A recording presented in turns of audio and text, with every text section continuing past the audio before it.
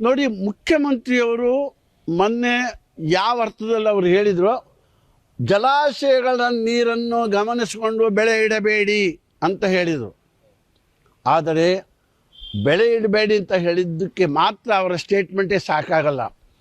ಬೆಳೆ ಇಡಬೇಡಿ ಅಂದ ಕೂಡಲೇ ಬರಗಾಲ ಇದೆ ಅಂತ ಅರ್ಥ. ಬರಗಾಲ ಇದೆ ಅಂತ ಅರ್ಥ ಅಂದಮೇಲೆ ಬರಗಾಲದ ಪರಿಹಾರೋಪಾಯಗಳನ್ನು ಮುಖ್ಯಮಂತ್ರಿಗಳು ಜಾರಿಗೆ ತರಬೇಕು. ಪರಿಹಾರೋಪಾಯಗಳೇನೇನು? ಹಳ್ಳಿಗಳಲ್ಲಿರ್ತಕ್ಕಂಥ ಕೃಷಿಕರಿಗೆ ಕೈಗಳಿಗೆ ದುಡಿಯುವ ಕೆಲಸ, ಮತ್ತು ರೈತರಿಗೆ ತನ್ನ ದನಕರುಗಳಿಗೆ ಮೇವು ಮತ್ತು ತನ್ನ ಖರ್ಚು ವೆಚ್ಚಗಳಿಗೆ ಬೇಕಾದಂಥ ಪರಿಹಾರ ಹಣವನ್ನು ಕೂಡ ಬರಗಾಲದಲ್ಲಿ ಕೊಡಬೇಕಾಗತ್ತೆ.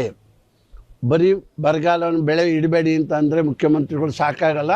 ಮುಂದುವರೆದು ತಾನು what is my government stand ಅಂದರೆ ಒಬ್ಬ ಮುಖ್ಯಮಂತ್ರಿಯಾಗಿ ನಾನು ರಾಜ್ಯ ಸರ್ಕಾರದಲ್ಲಿ ಬರಗಾಲವನ್ನು ಹೆಂಗೆ ಎದುರಿಸ್ತೀನಿ ಅನ್ನೋದು ಕೂಡ ಮುಖ್ಯಮಂತ್ರಿಗಳು ಮಾತಾಡಿದರೆ ಜನರಿಗೆ ಸಮಾಧಾನ ಆಗುತ್ತೆ. ಅದರಿಂದ ಮುಖ್ಯಮಂತ್ರಿಗಳು ಕೂಡಲೇ ನಮ್ಮ ಹಳ್ಳಿಗಳಿಗೆ ಹೊರದೇಶಗಳಲ್ಲಿ ಒಂದು ಕ್ರಮ ಇದೆ. ಅದಕ್ಕೆ ಬರಗಾಲ ಬಂದಾಗ ಅಗ್ರಿಕಲ್ಚರ್ ಹಾಲಿಡೇಸ್ ಅಂತ ಮಾಡ್ತಾರೆ ಸರ್. ಮುಂದುವರೆದ ದೇಶಗಳಲ್ಲಿ ಯಾವ ವರ್ಷ ಮಳೆಗಿಳೆ ಬರಲಿಲ್ಲ, ಹಾಲಿಡೇ ಮಾಡಿಬಿಡ್ತಾರೆ, ರಜಾ ದಿನ.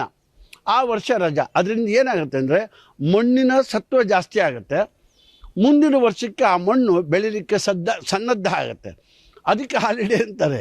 ಆ ಹಾಲಿಡೇಸನ್ನು ಇಲ್ಲೂ ಮಾಡಿ ಬೆಳೀಲೇಬೇಡ್ರಪ್ಪ ಅಂತ ಹೇಳಿ ನಿಮಗೆ ಬೆಳೆ ಬೆಳೆದು ಉಳಿತಿದ್ದಂಥ ಹಣವನ್ನು, ಗೊಂಜಾಳ ಬೆಳೀತಿದ್ದ, ರಾಗಿ ಬೆಳೀತಿದ್ದ, ಹುಳ್ಳಿಕಾಳು ಬೆಳೀತಿದ್ದ, ತೊಗರಿ ಕಾಳು ಬೆಳೀತಿದ್ದ, ಬೆಳೆದು ನೀನು ಎಷ್ಟು ಎಕರೆ ಬೆಳೀತಿದ್ದೆ, ನಿನಗೆ ನಿವ್ವಳ ಲಾಭ ಎಷ್ಟು ಬರ್ತಿತ್ತೋ ಅಷ್ಟು ಮಾತ್ರ ರಾಜ್ಯ ಸರ್ಕಾರ ನಾನು ಸರಿದೂಗಿಸ್ತೀನಿ ಅಂತಕ್ಕಂಥ ಆಶ್ವಾಸನೆಯನ್ನು ಮುಖ್ಯಮಂತ್ರಿ ಕೊಡಬೇಕು ಸರ್. ಅದು ಕೊಡಬೇಕು ಅಂತ ನಾನು ನಿಮ್ಮ ಮೂಲಕ ಮುಖ್ಯಮಂತ್ರಿಯನ್ನು ಒತ್ತಾಯ ಮಾಡ್ತೀನಿ.